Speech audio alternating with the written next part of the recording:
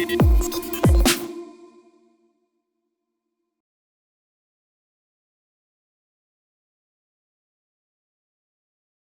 y a plusieurs points en fait qui rentrent en ligne de compte. Le premier point, c'est la question du Covid et la façon dont Joe Biden va gérer cette pandémie, va gérer la crise économique qui va avec cette pandémie, ce qui sont déjà deux sujets très différents, et les moyens dont il va disposer, les moyens financiers d'abord. On se souvient que Donald Trump s'était heurté à l'opposition d'un certain nombre de membres républicains de son Congrès et de son Sénat qui s'étaient opposés à son plan de relance, considérant qu'on assistait des Américains et en subvenant directement à leurs revenus pendant qu'ils ne pouvaient plus travailler. Donc ça, c'est une vraie difficulté aujourd'hui, savoir quelle va être la majorité et les marges de manœuvre dont va disposer Joe Biden au sein des institutions américaines. Le deuxième élément, ça concerne aussi son parti. On sait que son parti, le Parti démocrate, abrite des personnes qui ont des visions politiques extrêmement différentes, depuis le centre jusqu'à quasiment l'extrême gauche américaine. Et donc, de ce point de vue-là, où vont être investis les moyens déployés, c'est très compliqué de le savoir. Joe Biden affiche une grande ambition, un plan d'investissement massif, y compris dans toutes les infrastructures, ce que n'a jamais réussi à mettre en œuvre Donald Trump alors qu'il l'avait promis lui-même.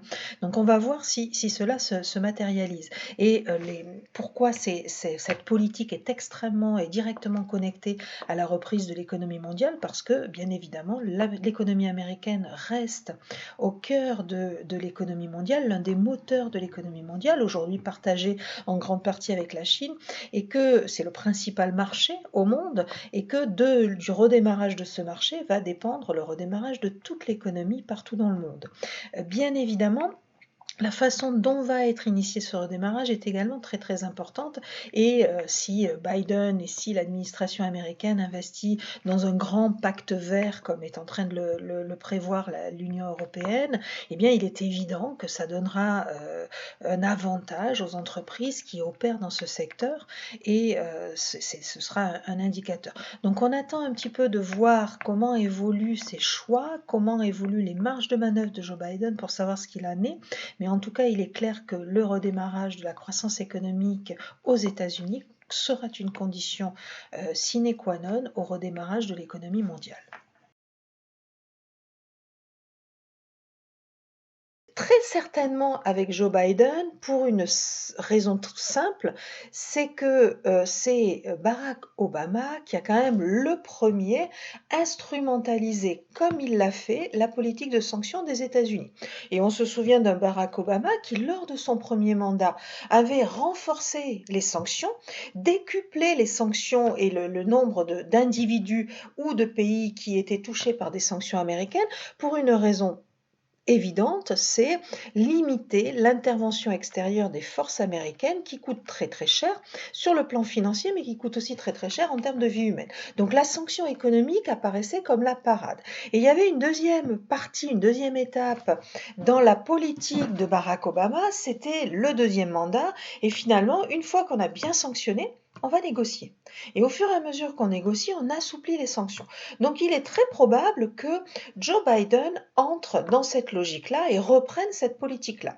Alors l'Iran est une situation un petit peu particulière, puisque dans le cadre des mandats de Barack Obama, et en particulier à la fin de son deuxième mandat, en 2015, il avait réussi à décrocher, enfin son ministre des Affaires étrangères de l'époque, avait réussi à décrocher un accord sur le nucléaire iranien, un engagement de l'Iran de désarmer ses installations nucléaires, et suite à cet accord, pour montrer sa bonne volonté, le président des États-Unis, Barack Obama, avait levé les sanctions à l'encontre de l'Iran. Donc on était dans un processus qui était certes à l'époque mené par John Kerry, le ministre des Affaires étrangères, mais largement soutenu par l'équipe et l'administration Obama, donc de fait par Joe Biden. Il est très probable que Joe Biden décide de revenir dans cet accord, puisque le renier serait aussi renier tout ce qu'il a pu faire avec Barack Obama, et on doute que ce soit très, très cohérent dans sa politique et face à sa volonté d'apaisement. Simplement, simplement, ce qu'il faut bien savoir, et c'est important, c'est ce que j'ai dit il y a un instant, c'est que c'est vraiment Barack Obama, via des executive orders, c'est-à-dire ces papiers qu'il peut signer et qui lui permettent de prendre des mesures sans véritablement consulter ses parlementaires, via des executive orders, avait levé ces sanctions. Mais il n'avait pu lever que les sanctions secondaires et que les sanctions qui relevaient de son pouvoir. Il n'avait absolument eu aucun impact et il n'avait pas réussi à faire sauter les sanctions qui avaient été imposées par le Sénat des États-Unis. Et d'ailleurs, un Sénat qui était extrêmement virulent et plutôt contre l'accord sur le nucléaire iranien et qui, jusqu'au bout, a maintenu ces sanctions à l'encontre de l'Iran, avec une vision de l'Iran comme d'un peuple, comme d'un pays qui était gouverné par des gens qu'il fallait absolument affaiblir.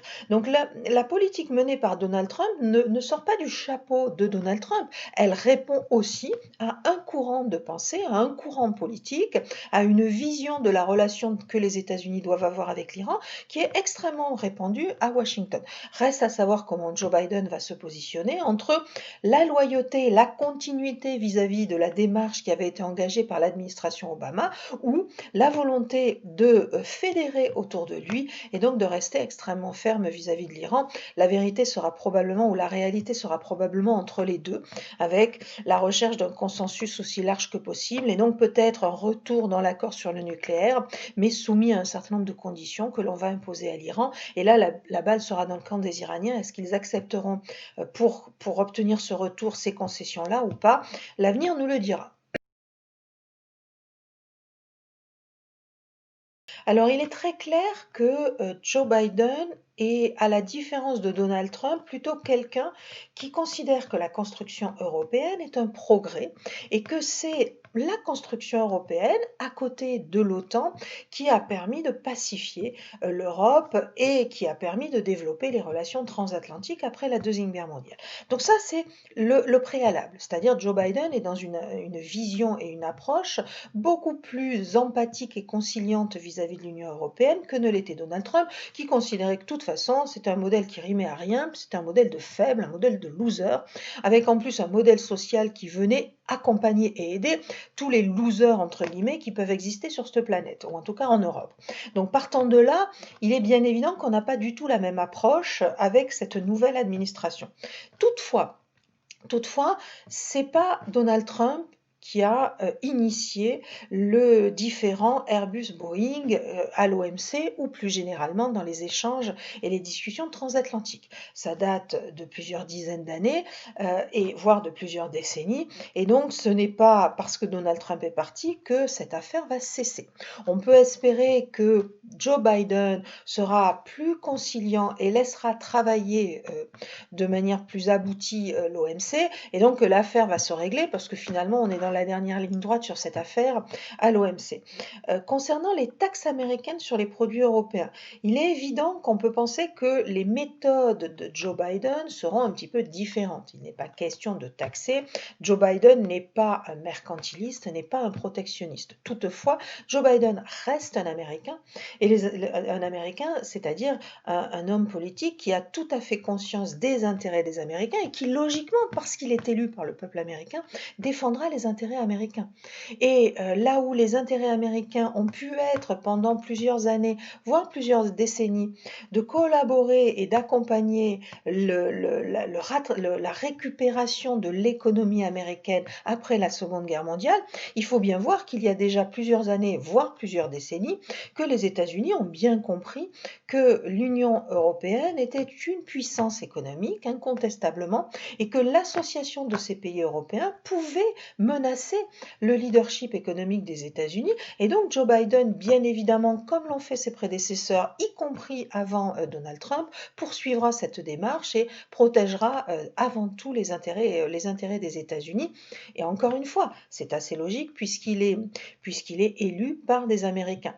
La seule difficulté, c'est que les Européens ont parfois du mal à prendre cette donnée en main et à intégrer cette donnée dans leur politique économique. Alors les choses ont bougé dans la période à Donald Trump. Espérons que les Européens vont continuer. C'est une condition aussi à la collaboration et au renforcement du lien transatlantique. Il est peut-être temps pour réduire les tensions entre les deux rives de l'Atlantique. Il est peut-être temps aussi d'avoir un acteur européen qui est capable de négocier dans l'intérêt des citoyens européens. Les choses seront beaucoup plus équilibrées dans ces conditions.